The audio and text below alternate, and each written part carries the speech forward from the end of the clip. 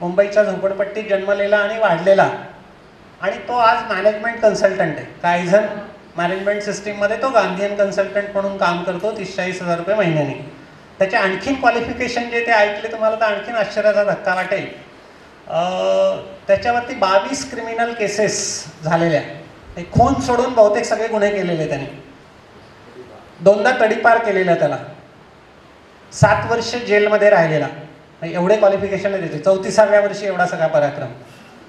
Okay. आणि तो आज मॅनेजमेंट कन्सल्टंट आहे. जेलमध्ये असताना सत्याचे प्रयोग हे पुस्तक त्याच्या हातात पडलं आणि त्याने ठरवलं की आजपासून सत्य बोलायचं. एकच गोष्ट छोटीशी, आणि त्याचं आयुष्य बदललं. त्याचा खटला होता न्यायमूर्तीकडे, रेग्युलरच आता नेहमीचा वारकरी ना, त्याच्यामुळे यावेळेस त्याला न्यायालयाने विचारलं गुन्हा मंजूर आहे का, तर याच्यात तोंडून आलं की हो मंजूर आहे. न्यायाधीशाला आश्चर्य वाटलं. दरवेळेस साक्षीदारांना चाकू बिकू लावून त्याचे साक्षीदार बरोबर सोडून घेऊन जायला तयार होते सगळे. सगळ्यांना आश्चर्य वाटलं. न्यायाधीशाने पण विचारलं, अरे पहा म्हणे तुझा गुन्हा आहे तर तुला इतके वर्ष जेल बिल होऊ शकते. तो म्हणे ठीक आहे माझी तयारी आहे म्हणे, काय अडचण नाही. तर म्हणे काय करू म्हणे, आता मी सत्य बोलायचं ठरवलं त्यामुळे नाईलाज आहे म्हणे माझा आता. आणि मग तिथनं सगळी शिक्षा भोगून तो बाहेर आला. मग मुंबईला एक गांधी बुक डेपो, सर्वोदय मंडळ, मुंबई सर्वोदय मंडळ, सोमय्या म्हणून आमचे मित्र आहेत, त्यांच्यासोबत तो राहिला. मग गीता प्रवचने आणि श्यामच्या आईचं प्रचार प्रसाराचं काम त्यांनी सुरू केलं. म्हणजे वाल्याचा वाल्मिकी झाल्याची गोष्ट आपण सांगतो जुनी पुराणी, आजच्या युगातला वाल्याचा वाल्मिकी आहे आत्ता हा. आणि मग त्याने जेलमध्ये जाणं सुरू केलं आणि आज त्याच्या प्रेरणेने जवळपास 10 कैद्यांमध्ये असं परिवर्तन झालं. आज त्याचं वैशिष्ट्य आणखीन असं आहे की ज्यांना चाकू लावून त्यांनी खंडणी वसूल केली होती, जेलमधून सुटून आल्यावरती हे सगळं परिवर्तन झाल्यावर त्या सगळ्यांना पोस्टकार्ड पत्र पाठवून माफी मागितली. पुढची पायरी. अच्छा, नुसती माफीच मागितली नाही तर त्यांच्या घरी जाऊन माफी मागितली. आता जेलमधून सुटलेला, बदललेला आणि चाकू लावून महापुराला घेऊन गेलेला समजा असा कोणी माणूस आला आणि आता माहिती आहे की आता हा याच्यातलं सगळं विष गेलेलं आहे, त्याला हिंमत लागते ना. आज त्या बहुतेक घरांची दिवाळी लक्ष्मण शिवाय साजरी होत नाही. असा जो टर्न आहे ना, 360 डिग्री टर्न ज्याला म्हणतो, असं त्याचं आयुष्य आहे. टाइम्स ग्रुप त्याच्यावरती आता एक पुस्तक काढत आहे, त्याची ऑटोबायोग्राफी सगळी. एक सिनेमा त्याच्या जीवनावरती तो स्वतः भूमिका करतोय आणि तो तयार होतोय. तो कदाचित आता पुढल्या 4-6 महिन्यात, वर्षभरात रिलीज होईल. त्याच्यातनं जे उत्पन्न निघणार आहे काहीतरी 1 कोटी की 2 कोटी वगैरे, ते त्याला स्वतःसाठी नाही वापरायचं, त्याला ते रिहॅबिलिटेशनसाठी वापरायचं. म्हणायला फाटका झोपडीत राहणारा पोरगा. मला हे महत्त्व वाटते या ठिकाणी की ही जी मूल्य आहेत ना, आपलं ताट पोट भरलेलं असताना पण आपल्या ताटात कसं येईल शेजारच्या ताटातलं, असे सगळे प्रयत्न करणारे बहुसंख्य लोक आज मेजॉरिटी त्या दिशेने विचार करणारे. मला असं वाटतं की ही माणसं जरा यायला पाहिजे आपल्या डोळ्यापुढे. आपण आधीच एक्सेसने परेशान आहोत. म्हणजे आम्ही जसं मेडिसिनमध्ये म्हणतो की एखादी गोष्ट कमी असेल तरी प्रॉब्लेम असतो पॅथॉलॉजिकल, एखादी गोष्ट एक्सेस असेल तरी पॅथॉलॉजिकल प्रॉब्लेम आहे. आज आपण अनेक लोक असे आहेत की आज समाजामध्ये 30% लोक तरी असे आहेत की ज्यांना पैसे कसे कमवावे हे शिकवायची गरज नाही. त्यांना मात्र हे शिकवायची जरूर गरज आहे की पैसे कसे आणि कुठे खर्च करावे. ते नाही शिकवलं तर ते प्रॉब्लेममध्ये येणार आहे, एवढं नक्की. मला असं वाटतं या सगळ्या कार्यक्रमाच्या निमित्ताने ही सगळी अशी जी स्वतः असलेली माणसं की ज्यांच्यामुळे इतरांचे आयुष्य बदलतात, त्यांनी यावं आणि आपलं पण आयुष्य बदलावं त्यांच्या स्पर्शाने थोडं थोडं, जे काय आपल्या पातळीवर आहे ते. आणि मग सगळे जर एकत्र आलो, मला वाटते खूप चांगला ग्रुप या ठिकाणी आज जमलेला आहे. तर असा ग्रुप जर एकत्र आला तर नक्कीच आपण आजही बऱ्याच गोष्टी बदलू शकतो. काही अवघड नाही आहे. Yes we can, we all together we can do. म्हणून आपण हा कार्यक्रम यवतमाळला सुरू केला. काल यवतमाळला झाला संध्याकाळी कार्यक्रम. तिथला पण कार्यक्रम रेग्युलरली अशाच प्रकारे होईल. तिथला ग्रुप पण तयार आहे. तिथला पण खर्च साधारणपणे 15 ते 20 हजार रुपये आहे. त्यांना हॉलचा खर्च करायला लागतो, हॉल, साऊंड सिस्टीम वगैरे सगळं. अमरावतीचा कार्यक्रम आज संध्याकाळी आहे. तर तुमच्यापैकी ज्यांचे कोणी मित्र नातेवाईक अमरावतीला असतील तर त्यांना जरूर सांगा. अमरावतीला संध्याकाळी 6:30 वाजता फरसी स्टॉपला आपलं नवीन सेवांकुल भवन होते, प्रयास सेवांकुल भवन, त्या ठिकाणीच हा कार्यक्रम आहे. 6:30 ते 8:30 असे 3 कार्यक्रम तर आपण सुरू केले. मे बी कदाचित आणखी इतर जिल्ह्यांच्या ठिकाणी पण लोकल ग्रुप समोर आले तर नक्की करता येईल. आपल्याकडे येणाऱ्यांची कमी नाही आहे. खूप सारे लोक आहेत की त्यांना तर द्यायचं आहे. ते नाही दिलं की त्यांची गरज आहे देणं. बरेचदा असं म्हणतात ना की गाईला पाळणा फुटला तर वासराला गरज आहे की नाही हा इश्यू नसतो. ते दूध निघल्या जाणं हा प्रश्न असतो. ते दूध नाही काढलं तर संपत्तीला प्रॉब्लेम होतो. मला वाटतं अशी खूप पाण्यात रसरसून भरलेली माणसं आहेत की त्यांना द्यायचंय. आपण आता फक्त आपलं पात्र घेऊन तयारी करायला पाहिजे एवढंच मला असं वाटतं. या कार्यक्रमाच्या निमित्ताने खूप साऱ्या लोकांनी मदत केली आणि त्यातनं हा आजचा कार्यक्रम सुरू झाला. आज फार कमी लोक आहेत त्या मानाने. आपण टार्गेट असंच ठेवूया की आपण फार छोटं स्वप्न पण नको बघायला. मॅनेजमेंटमध्ये म्हणतो की जरा थिंक बिगर. आपण हे स्वप्न बघूया की 3 महिन्यानंतर हा हॉल आपल्याला जरा लहान पडायला लागेल. म्हणजे निखिल असं म्हणतो की आपल्याला मैदानात जायचं काम पडलं पाहिजे, ते आपलं सक्सेस असेल त्या अर्थाने.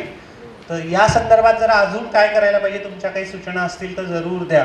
त्या सगळ्या ह्याच्यात फीडबॅक पण तुमचा जर काही लिहून दिला, तुमच्याकडे कॉन्टॅक्ट शीट्स दिलेल्या आहेत सगळ्यांकडे, त्या भरून स्वतःच्या दातात ईमेल फोन नंबर सहित म्हणजे पुढच्या सगळ्या उपक्रमांची माहिती तुमच्यापर्यंत येईल. त्याच्याच पाठीमागे जर फीडबॅक तुम्हाला काही देता आला, काय वाटलं तुम्हाला, तर ते पण जरूर द्या.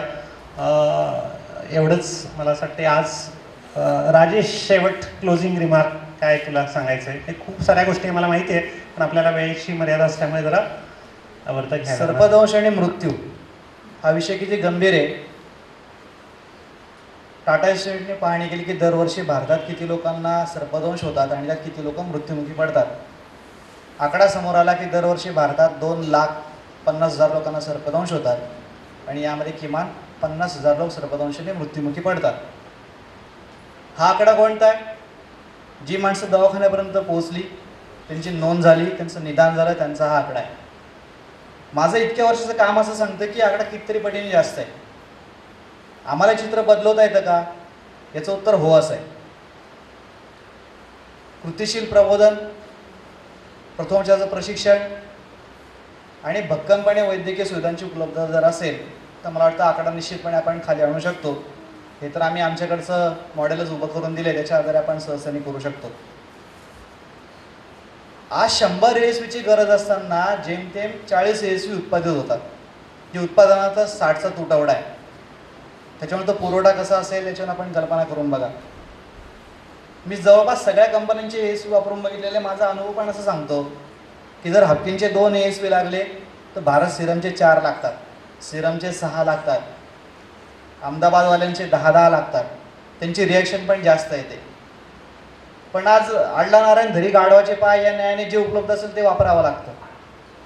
हापकिनचं 900 रुपयाला पडतं. त्यांच्या किमती आता जवळपास 1700 रुपये पुढे जाऊन ठेपलेल्या आहेत. आणि मद्रास सिरमचं इथे ते जवळपास आता 4,000 रुपये झालेली किंमत.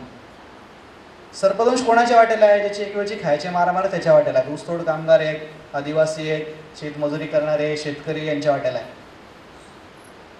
आज आपल्यापैकी कोणालाही हा प्रश्न विचारा की आपल्या समोरचा सर्वाधिक चिंतेचा आणि चिंतनाचा विषय कुठला, आपण पटकन उत्तर देतो की शेतकऱ्यांच्या आत्महत्या. तो असायला पाहिजे, कारण शेती आणि शेतकरी आपल्या देशाचा आत्मा आहे. पण मी तुम्हाला दुसरी बाजू ही पण तुमच्या समोर ठेवतो की गेल्या 5 वर्षातल्या शेतकऱ्यांच्या आत्महत्येचा आकडा काढा आणि याच 5 वर्षामध्ये सर्पदंशाने मृत्युमुखी पडलेल्या शेतकऱ्यांचा आकडा काढा. हा 10 पटीने जास्त आहे. याच्याविषयी कोणीच काही बोलत नाही. ना राजकारणी बोलत आहेत. 5 शासकीय खाते निगडीत आहे या विषयाशी. पहिलं खातं निगडीत आहे शिक्षण विभाग. 5वी 6वीच्या पुस्तकात 4 सापांचे फोटो टाकून दिले, विषय संपून गेला. पुढचे वन विभाग ज्याने सापाला संरक्षित घोषित केलेलं आहे, त्याच्या पलीकडे काहीच काम नाही. म्हणजे वाघ आणि साप एकाच नियमामध्ये बसवलेले आहे. वाघाने जर कोणावर हल्ला केला तर त्याला नियमानुसार सगळी नुकसान भरपाई मिळते, मृत्युमुखी पडला त्याच्या वारसाला ती मदत मिळते. पण त्याच नियमात असणाऱ्या सापाने जर कोणाला दंश केला ना त्याला उपचारात मदत होते ना मृत्युमुखी पडल्याला काही मदत मिळते. जर वाघाची शिकार झाली तर त्याचं व्यवस्थितपणे संशोधन घेतलं जातं, त्याची मोठी बातमी होते, ते शिकारी पकडले गेले त्यांना त्याची शिक्षा होते. भीतीने कितीतरी साप मारत त्याच्याशी मात्र कुठंच एक गोळ पण छापून येत नाही. उपचाराची जबाबदारी आरोग्य विभागाकडे. मी बऱ्याच मेडिकल कॉलेजला व्याख्यानाला गेलेलो आहे. कार्यक्रम संपल्यानंतर मी जातो, जरा तुमची लॅब बघू द्या ना, कसं शिकवतात पोरांना, डॉक्टरांना. मेलेले साप बाटल्यामध्ये ठेवलेले असतात. बाटलीवर लेबल असतं नाजा नाजा, कोबरा, ड्युरोटॉक्सिक व्हेनम. आणि मधला साप बघितला तर ती धुळणागी नाही, बिनविषारी साप आहे. वर्षानुवर्ष झालेले ते फॉरेनमधले साप ठेवून त्याचं रंग रूप सगळं उडून गेलेलं असतं. बाटलीवर लेबल असतं रसेल व्हायपर, हिमोटॉक्सिक व्हेनम आणि काय काय. मध्ये साप आहे डुरक्या घोणस की जो बिनविषारी साप आहे. ज्या टॉक्सिकॉलॉजी पुस्तकाच्या आधारे शिकवलं जातं त्या पुस्तकात आता पुस्तकांचं विसरलो सोबत. पुस्तकात दिलेलं आहे पहिला फोटो आहे मोठा बिग वायपर, दुसरा फोटो आहे बेबी वायपर. बिग वायपरचा जो फोटो दिलेला आहे तो अजगराचा फोटो आहे, बिनविषारी साप आहे. बेबी वायपर म्हणून जो फोटो दिलेला आहे तो डोरक्या घोणसाचा फोटो आहे की जो बिनविषारी साप आहे. पुढे सगळी मांडणी अशी केलेली असते की सर्पदंश लोक आले की त्यांना सांगा की तो साप जिवंत मारून आणा. मारून आणलेला सापाला काय कसं बघायचं तर त्याच्या वरच्या आणि खालच्या जबड्याचा 5वा आणि 6वा एका रेषेत आला की समजा विषारी साप चावलाय, तो विषारी साप आहे. लोक काही जिवंत साप आणून मारून आणतात, मारतात, तोंडच पहिले ठेचून टाकतात, तेव्हा तो खवला कधी जुळणार. आणल्यानंतर त्याच्यामध्ये जो सगळा वेळ वाया जातो, त्याच्यामध्ये रुग्णाची अवस्था गंभीर होते. 1.5 पान आहे फक्त, 1.5 पान स्नेक बाईट प्रकरण 6 वर्षाच्या कोर्समध्ये फक्त 1.5 पान आहे. आणि मगाशी डॉक्टरांनी उल्लेख केला की हे कोणाशी निगडीत आहे, तिथले पेशंट कोण आहे की जे काहीच देणार नाही. त्याच्यामुळे कोणी ऑर्थोपेडिक्स होईल, कोणी गायनाकॉलॉजिस्ट होईल, कोणी आय सर्जन होईल, कोणी काय काय होईल. सर्पदंशाचा विषयचं स्पेशलायझेशन करायला कोणी तयारच नाही. हा PSC आणि सरकारी दवाखान्यासाठी सोडून दिलेला विषय की तो फक्त PM पुरताच वापरावा.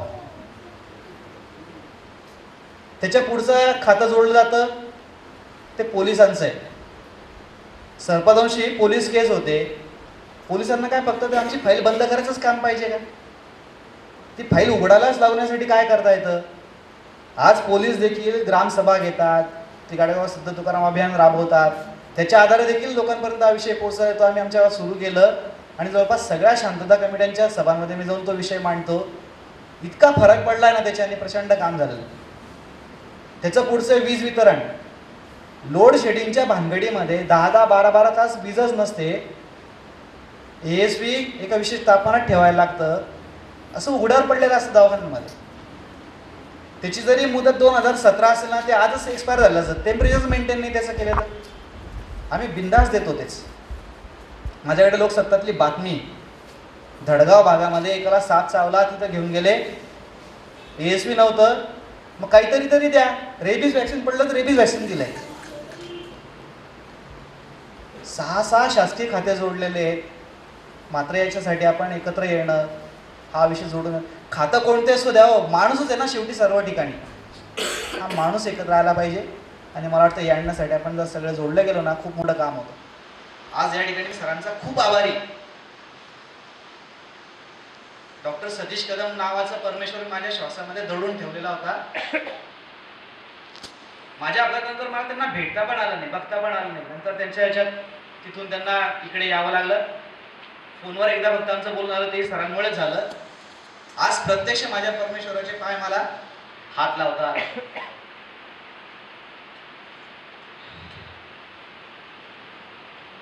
हे परमेश्वर आम्ही जपायला नको का? ती जपण्याची जबाबदारी पण माझी. आणि मी मुद्दाम माझीच म्हणतो बरं का, मी इतर कोणाकडे अजिबात बोट दाखवत नाही, माझी जबाबदारी. मग ते डॉक्टर दीपक कुलकर्णी असतील, नाही तर माझा उमेश बोरसे असेल, नाही तर आणखी कोणी असेल, या लोकांनी तेवढंच प्रचंड काम केलेलं आहे. या सगळ्यांना एका ओळीत आणलं ना, एका माळेत आणलं ना. मी नेहमी सांगतो की तुळशीची माळ इतकी पवित्र असते ना, त्याची किंमतच होऊ शकत नाही. त्या तुळशीच्या माळेचं पावित्र्य जपण्यासाठी त्या माळेमध्ये असा एखादा महामेरू असावा लागतो, महामणी असावा लागतो की ती पुन्हा फिरून एका ठिकाणी आणतं. मला वाटतं सरांमुळे काम खूप ताकदीने उभं राहिलं आणि आपण प्रयत्न करूया की माळ्याचं मूल्य कुठे कमी होणार. तुम्हाला काही अडचण असेल सर्पदंशाच्या बाबतीत, तुम्ही कधीही मला फोन करा. 24 तास माझा मोबाईल चालू असतो. सरळ सरळ आपलं बोलणं होऊ शकतं. शिकारीच्या वरती काही अडचण असेल, जंगलाच्या वरती काही अडचण असेल, पोलिसांच्या वरती काही अडचण असेल, मी या सगळ्या लोकांसोबत काम करतो.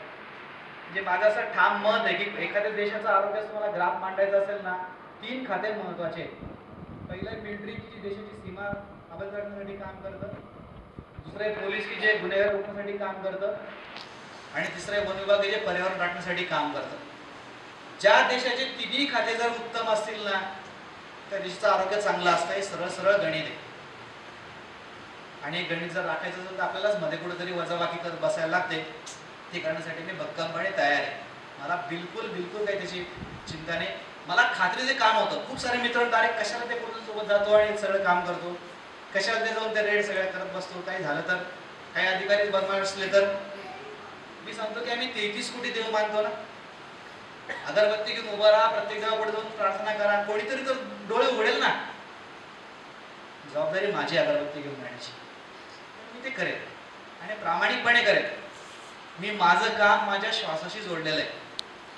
मी जसं माझा श्वास घेण्यामध्ये गल्लत करत नाही, तसं माझ्या कामात पण गल्लत करत नाही. मला ती सगळ्यात मोठी गोष्ट आहे. आपण सहज करू शकतो. आपण सर्वांनी इतका वेळ दिला, शांतपणे ऐकलं. सर्वांचे मनापासून धन्यवाद. आणि मला तर माझ्या भगवंताशी अजून जरा बोलायचं आहे, त्याच्यामुळे मला पटकन इथून खाली येण्याची खूप ओढ लागली. धन्यवाद.